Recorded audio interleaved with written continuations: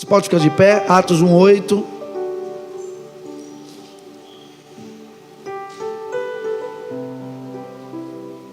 Atos 1:8, a palavra fala assim: mas vocês receberão poder ao descer sobre vocês o Espírito Santo, e serão minhas testemunhas, tanto em Jerusalém, como em toda a Judeia e Samaria, até os confins da terra. Obrigado, Espírito Santo de Deus, porque o Senhor é quem faz convergir, Pai, tudo, Pai, convergir em Cristo Jesus. É você, Espírito Santo, quem faz convergir tudo no propósito do Pai, Senhor.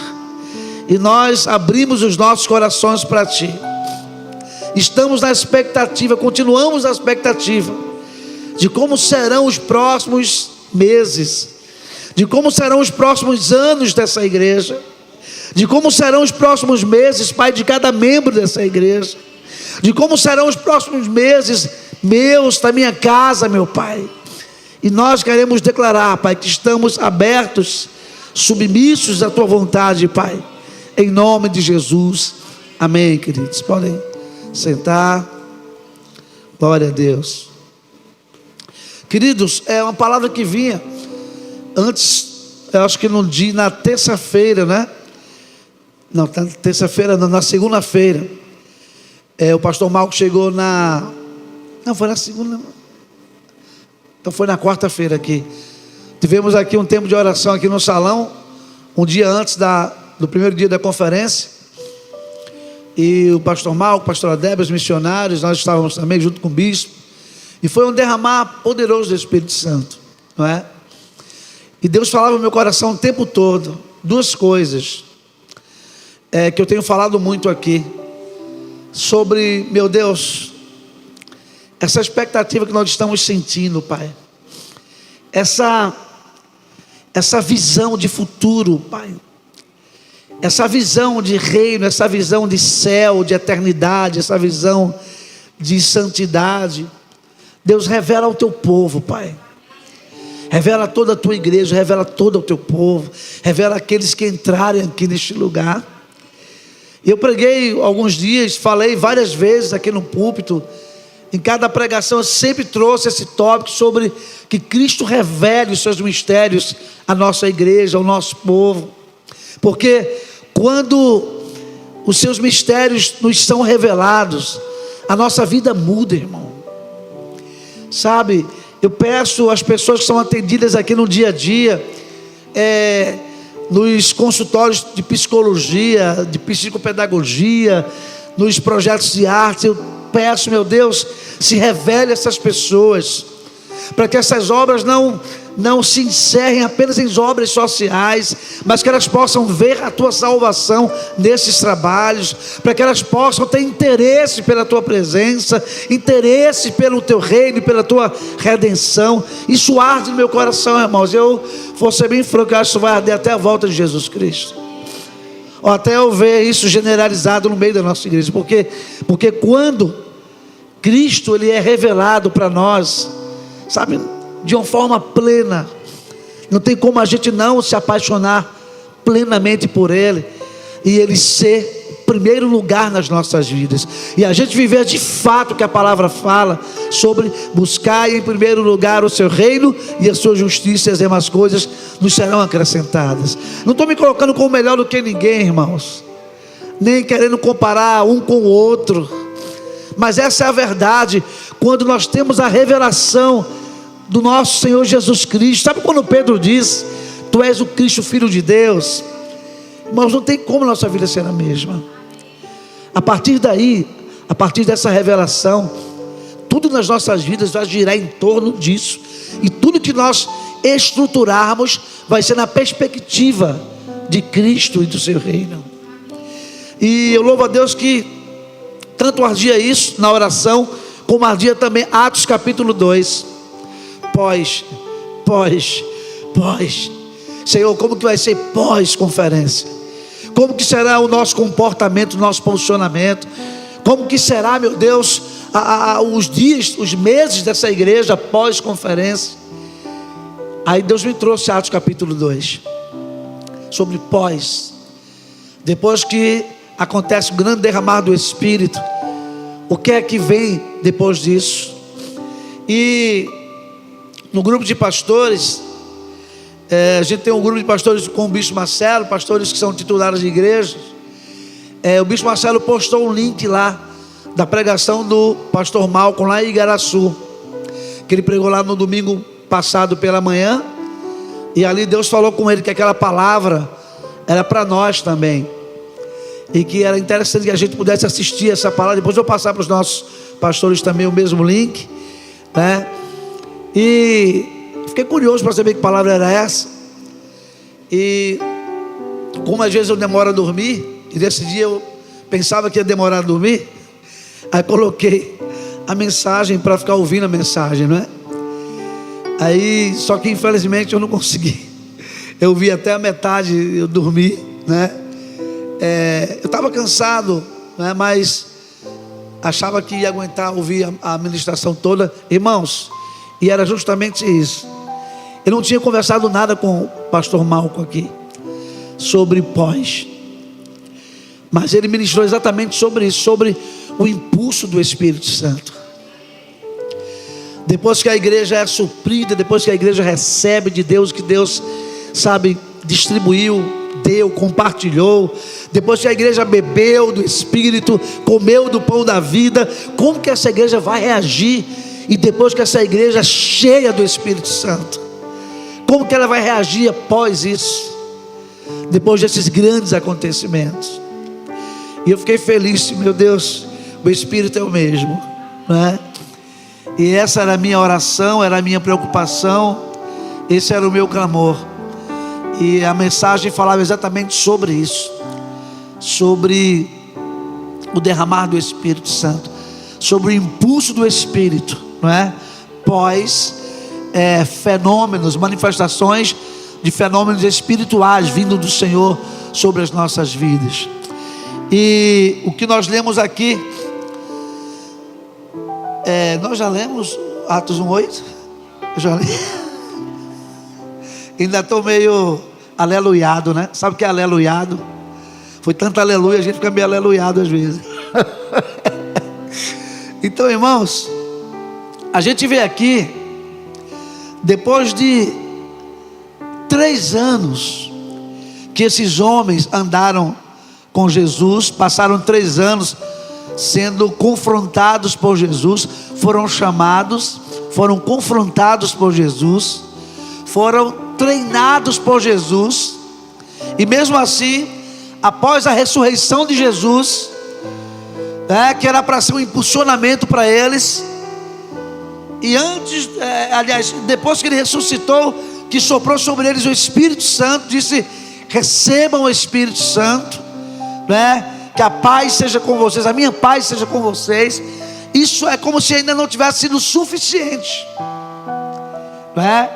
É lógico que a obra de Jesus, a sua redenção é poderosa, é inquestionável, inegável, mas é como se depois daquele grande fenômeno, depois de andarem 3 anos com Jesus, aprendendo, sendo ensinado, Jesus morre e ressuscita, e eles tocaram em Jesus pós-ressurreição. Mas se você for lá em João capítulo 21, você vai ver os discípulos, depois de todos esses fenômenos, ainda queriam voltar a uma vida comum. Sabe aquela coisa? Você é cheio do Espírito Santo, Deus fala contigo, não é? Deus te mostra os seus planos, seus propósitos, e diz: esse é o caminho, ande por esse caminho. Aí depois daquele mover, você esquece, volta para casa e é como se nada tivesse acontecido. Mas ali, em João capítulo 21, não vou ler, você pode anotar, pode ler depois. E ali, eles tentaram viver uma vida comum.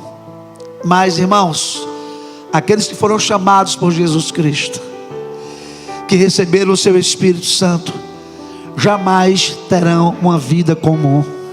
Amém? Por mais que tente. Quem lembra aqui de Jonas? Jonas é uma alegoria, né? É lógico que aconteceu de fato, mas serve também como alegoria para aqueles que foram chamados pelo Senhor. Veja o quanto Jonas foi angustiado por estar longe do lugar que Deus mandou ele ir. Foi ou não foi, irmãos? Jonas estava angustiado. É impressionante quando nós andamos no contrário do chamado do Senhor, o quanto somos afligidos, o quanto somos angustiados. E não precisa de Satanás, do diabo, para nos afligir, não. A desobediência nos aflige. A nossa desobediência se encarrega de nos afligir. A nossa insistência em querer andar na contramão de Deus se encarrega de nos afligir e de nos angustiar. E era exatamente assim que Jonas vivia, angustiado, afligido. E mesmo depois de ser vomitado por um peixe em Nínive, ele continuou com a mesma aflição. Era Deus que estava, era o diabo? Não, era ele mesmo. É que ele estava lutando contra a vontade de Deus, lutando contra o chamado de Deus, irmãos. E não adianta lutar contra o chamado do Senhor, porque tentar lutar contra o chamado do Senhor é tentar medir forças com o Senhor. E quem tenta medir forças com o Senhor termina sendo abatido, porque Deus dá graças aos humildes, Ele exalta, mas os soberbos Ele abate. Porque Deus resiste aos soberbos. Você está entendendo isso? Ele resiste. Então o que aconteceu, né? A gente vê uma igreja depois da ressurreição de um grande fenômeno como esse, vendo Jesus que havia morrido, vivíssimo ali, conversando com eles, comendo com eles. Sabe, eles já tinham tocado em Jesus Cristo para comprovar que era Ele mesmo que havia ressuscitado, mas estavam se distraindo com outras coisas. Até que em João 21, Jesus começou a ministrá-los, depois que fez outro milagre de uma grande pesca, a segunda grande pesca, e começou a ministrar eles. E Pedro, porque quando Pedro disse, vou pescar, tentar uma vida comum, todos os outros foram com Pedro. Olha como Pedro influenciava, não é? E Jesus começou a ministrar Pedro, porque Pedro também estava envergonhado, também estava constrangido por ter negado ele. E ali Jesus, depois da segunda pesca abundante, pesca maravilhosa, e de ter comido com eles ali na beira-mar, um peixinho, um pão assado, a Jesus chama Pedro em particular e começa a ministrar o coração de Pedro. E Jesus começa a mostrar para Pedro, através das suas palavras, que ele não tinha nenhuma mágoa de Pedro, e que já estava previsto que Pedro iria negá-lo, e o próprio Jesus havia falado isso para Pedro. E ali Jesus mostrou que ele estava curando a Pedro, e que ele continuava confiando em Pedro, e que o chamado dele para a vida de Pedro e os seus propósitos continuavam de pé. Sabe por quê? Porque a nossa vida só vai funcionar bem, plena, quando a gente vive o nosso chamado na presença do Senhor Jesus Cristo. Então, a partir daí, depois que eles entenderam isso, Jesus levou para o monte, para o lugar onde ele subiria aos céus, voltaria para o Pai. E ali ele começa a ministrar os seus discípulos, recomendando, dizendo, comendo com eles e dando algumas ordens, não se afastem de Jerusalém, mas esperem a promessa do Pai, a qual vocês ouviram de mim. Porque João na verdade batizou com água, mas vocês serão batizados com o Espírito Santo dentro de poucos dias. Amém, queridos? Jesus falou isso para eles, disse, mas recebereis poder. Nós lemos aqui no começo. E eles ficaram aguardando, esperando a promessa do derramar do Espírito Santo. E até a ascensão de Jesus, até Jesus ministrar a eles, dizendo que esperassem, foram 10 dias até o Espírito Santo se derramar sobre eles. Aí eu fico pensando, né? Eu gosto muito de refletir nos espaços, né, não mostrados pela palavra. O que será que houve ali? Lógico que eles estavam no cenáculo, orando, amém? Aguardando a promessa do Espírito Santo. Então basicamente a gente sabe sobre isso, mas de forma pontual, o que será que houve ali?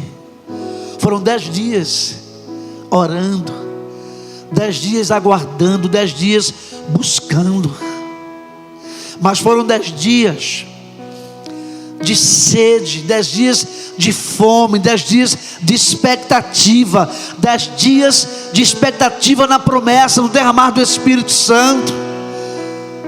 Foram 10 dias de espera, de esperanças, porque Jesus já tinha feito a parte dele, como o Deus que se fez carne, mas era necessário que eles vivessem a partir dali a era do Espírito Santo, porque Jesus não iria mais descer novamente, não é, para fazer o que eles deviam fazer, mas era necessário que eles crescem na promessa do Espírito, esperassem a promessa do Espírito e se entregassem a essa promessa, e a partir daí, pós derramar do Espírito, eles fossem o que Deus esperava que eles fossem. Vocês estão entendendo, queridos? Eu estava ministrando hoje aqui em Isaías 55, e um dos versículos diz que a palavra de Deus não volta para ele vazia. Eu disse aqui que a palavra de Deus tem endereço certeiro, e ela não volta para o Pai se não fizer o que agrada a Ele. A palavra que Deus designou para você, para a tua vida, não é, para a tua vida espiritual, para o teu dia a dia, essa palavra não vai voltar para Ele vazia, não voltará para Ele sem antes se cumprir com toda a vontade do Pai, porque a palavra dele foi endereçada a você, e ela vai se cumprir em você e através de você. E a gente percebe essa igreja pós o derramar do Espírito Santo. É inegável, é incontestável que essa igreja era poderosa, era uma igreja resiliente, uma igreja poderosa, uma igreja que se alegrava com os açoites. Que loucura, irmão! Porque eles ouviram do próprio Jesus, né, que eles eram bem-aventurados porque seriam perseguidos, e os açoites alegravam o coração deles. Doía, ardia como outro açoite qualquer, deixava marcas, era humilhante, porém eles se alegravam, porque estava previsto isso, essa perseguição, e tudo não era porque eles eram os caras, é porque era por causa do Evangelho de Cristo. Então para eles, sofrer por amor do Evangelho era uma honra, era verdadeira dignidade. Eles se sentiam privilegiados por sofrerem por causa do Evangelho. Veja que igreja raçuda, irmão. Veja que povo raçudo. Você pode pensar assim, né, a gente falar de Pedro e ver Pedro bem distante das nossas possibilidades. Falar de Paulo e suas cartas, ver Paulo bem distante da gente. Só que o próprio Tiago da Bíblia, ele falando de Elias, porque esses caras aqui, Pedro, né, do Novo Testamento, Pedro, Paulo, João, essa turma toda aí, admirava e muito os seus antepassados, admiravam muito Isaías, admiravam Elias, e eles citavam os nomes desses homens nas suas pregações.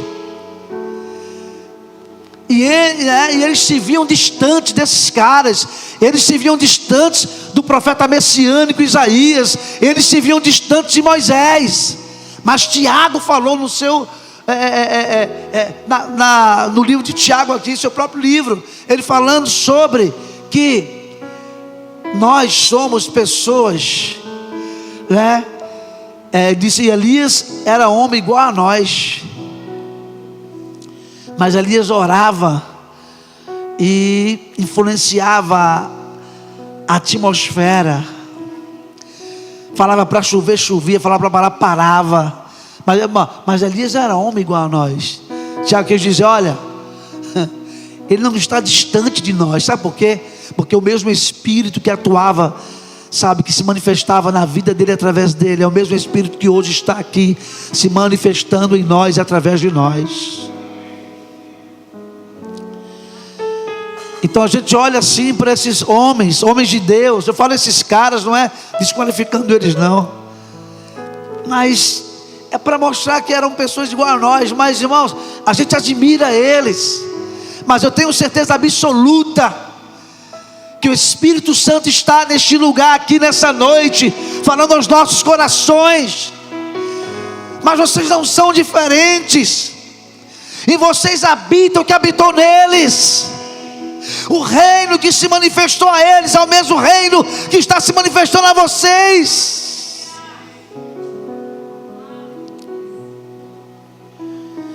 Mas Jesus falou uma coisa para eles sentirem inveja de nós, porque a gente fica, né, irmãos? Meu Deus, se eu tivesse naquela época, hein? Se fosse amigo de Paulo, se eu andasse com Jesus, que privilégio. De fato, viu, irmãos, é um grande privilégio. Mas Jesus falou para eles: olha, bem-aventurados os que viram e creram. Bem-aventurados bem-aventurados vocês que viram e creram. Vocês estão me vendo, vocês comem comigo na mesa, vocês aprendem comigo, então vocês estão crendo, mas porque vocês estão vendo. Aí ele falou: mais bem-aventurado, mais do quantitativo, amém? M-A-I-S, mais bem-aventurados serão aqueles que não viram, mas creram. Somos nós. Nós não vimos, mas percebemos, sentimos e cremos, mediante a nossa percepção na presença do Espírito Santo, mediante o encher do Espírito Santo em nós, sabe?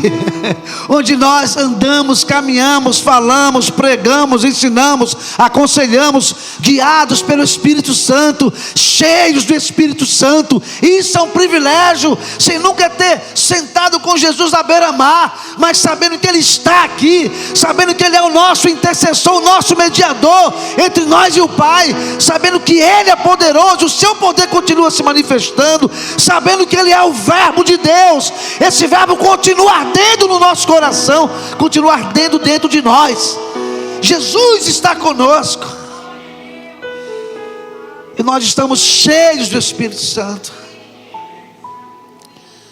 para fazermos o que precisamos fazer. Porque Jesus falou em João 14:12: em verdade vos digo, que aquele que fizer a obra que eu fiz, né, que vocês farão as obras que eu fiz, até mesmo obras maiores, porque eu vou para o Pai. Por causa de quê? Por causa do Espírito Santo, por causa desse tempo do Espírito Santo que nós estamos vivendo. Então que nós possamos nos posicionar, tomarmos uma postura de homens e mulheres de Deus que carregam o melhor de Deus, que é o seu Espírito Santo. Parece que às vezes nos foi ensinado errado, que a nossa expectativa às vezes está em coisas. O melhor de Deus ainda está por vir. Eu sei que Jesus vai voltar, eu sei que Ele preparou um lugar para eu morar, para você morar. Isso é o melhor de Deus também. Mas Deus nos deu o seu Espírito Santo, Deus nos deu a sua plenitude. Nós já carregamos o melhor de Deus, nós já somos cheios do melhor de Deus, e nós temos o melhor de Deus para andar cheios do seu Espírito e agir, fazer, realizar, guiados pelo seu Espírito. E a grande bênção é Efésios capítulo 1,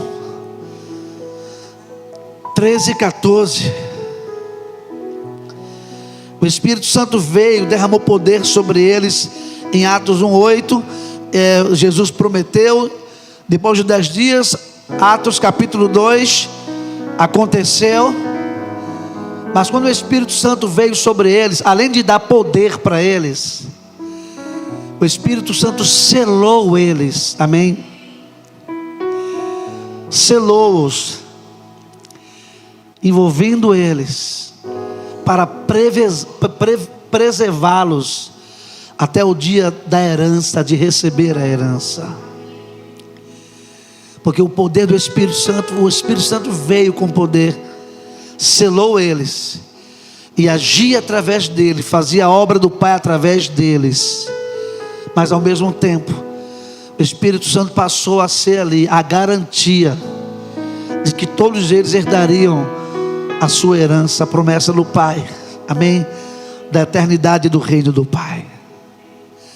Então isso nos deixa felizes, aliviados, esperançosos, que ainda que as batalhas dessa vida, ainda que os perrengues dessa vida, ainda que as dificuldades dessa vida, as desilusões, as tristezas sejam terríveis, nos afetem, mas nós não somos alguém que anda sem esperança. Nós andamos com esperança. Nós somos cheios da esperança. Nós somos selados pela esperança que se cumpriu.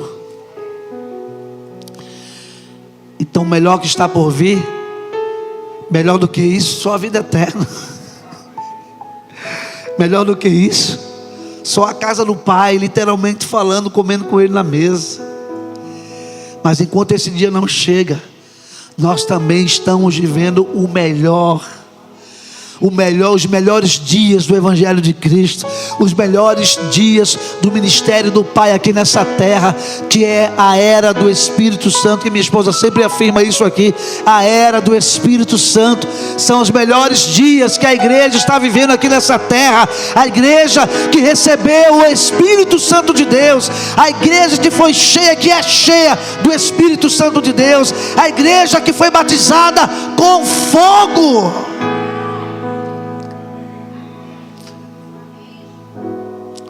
Agora, por que aquela igreja, apesar de batalhas terríveis, eles permaneciam firmes? Sabe por quê? Porque Cristo era suficiente para eles. Tudo que Cristo ensinou a eles, e preparando-os também para o dia da visitação do Espírito Santo, tudo isso foi suficiente para eles. E eles se contentaram com tudo que receberam de Cristo, que não foi pouca coisa, amém? E nós precisamos refletir sobre isso. Às vezes tem muitos cristãos descontentes, como se levassem uma vida infeliz. E se a gente for parar para analisar sobre isso, a gente vai dizer que é um rebelde sem causa. Quem lembra aqui do rebelde sem causa? Nós, eu, Eric, aquele tempo do rock, né? Dos anos 80. Seu Edilson também, André. Rebelde sem causa. Ele é um rebelde sem causa, sem motivo nenhum. Ele era rebelde, né? Tinha tudo. Vamos falar se fosse os dias de hoje. Tem iPhone. Qual é o maior iPhone aí? 17? Tem iPhone 17 Pro Max, né? Tem um carrinho para ir para a faculdade, papai paga tudo, mas é um rebelde. Como assim? Sem causa, rebelde sem causa. E parece que nós cristãos, parece que estamos querendo andar assim também, descontentes. Como assim descontentes? Como quem não tem nada, como quem é desprovido de amor, como quem é desprovido do Pai, do consolo, da força do Pai, do renovo do Pai. Nós não somos desprovidos, nós somos providos por Ele. Porque nós carregamos o Espírito Santo de Deus. O Espírito Santo de Deus, ele é suficiente para que nós permaneçamos firmes até a volta do Senhor Jesus Cristo. Então é necessário que nós reflitamos sobre isso. O Espírito Santo já veio, e Deus tem proporcionado para nós dias ímpares. A pastora Sara falou sobre o pastor Malco o ano passado. Ele veio, pregou aqui na comunhão, na rede de comunhão, e levou uma parte da liderança da igreja lá para Gravatá e ministrou lá o dia todo. E ardia no coração dele o desejo de fazer a conferência aqui. Ele veio, fez a conferência aqui. Então nós precisamos dar resposta. Dar resposta a quem? O pastor Marco? Não. Dar resposta a quem? A mim, o bispo Marcelo? Também não. É dar a resposta, é corresponder a tudo aquilo que Deus tem derramado nas nossas vidas. Amém? É corresponder a tudo aquilo que o Espírito Santo tem feito no nosso meio, tem falado a cada um de nós. Então, se nós não mudarmos de postura, de comportamento, nós vamos continuar como aquela igreja que eu falei para vocês em João capítulo 21. O povo que, apesar do que aconteceu, estava distraído, passivo. E Deus não nos quer passivos, distraídos. Ele quer que nós prestemos atenção a tudo que Ele está movendo, a tudo que Ele está fazendo. E Ele quer se revelar a nós, está se revelando. Nós é que precisamos estarmos atentos ao que Ele tem nos mostrado, nos revelado. Amém. Eu não consegui aprender nada, eu não entendi nada, que estava distraído, porque não está refletindo, porque não está anotando o que Deus está falando, porque não está perguntando, porque não está na sala de aula estudando, buscando mais de Deus. Eu creio, tomo posse nas orações que foram feitas aqui na quarta-feira antes da conferência. Eu tomo posse na terça-feira, quando eles viajaram, os missionários foram embora, vieram aqui de novo, passearam pela igreja, sabe? Eu tomo posse, que a pastora Sara declarou aqui também. Eu tomo posse de que nós precisamos nos preparar para as multidões que chegarão. Precisamos nos preparar. Antes de encerrar, eu quero, lembrar mais uma vez a nossa sala de aula aqui. A gente chama de consolidação, mas não é só um espaço só para consolidar os novos convertidos. Eu falei hoje aqui pela manhã, são aulas bem elaboradas por mestres, por professores, por pessoas que conhecem a palavra de Deus, conhecem a Deus, sabe, que elaboram esses estudos, essas palavras. Então não é água com açúcar. Logicamente a consolidação para novos convertidos é o passo a passo, é o leite, não tem jeito.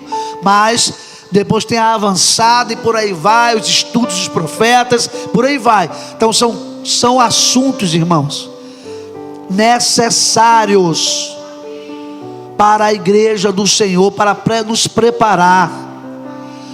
Agora é necessário que a igreja vá para a sala de aula, vá aprender a palavra, porque não adianta, irmão, só vir aqui receber a oração nas conferências, sabe, cair com a unção e pronto.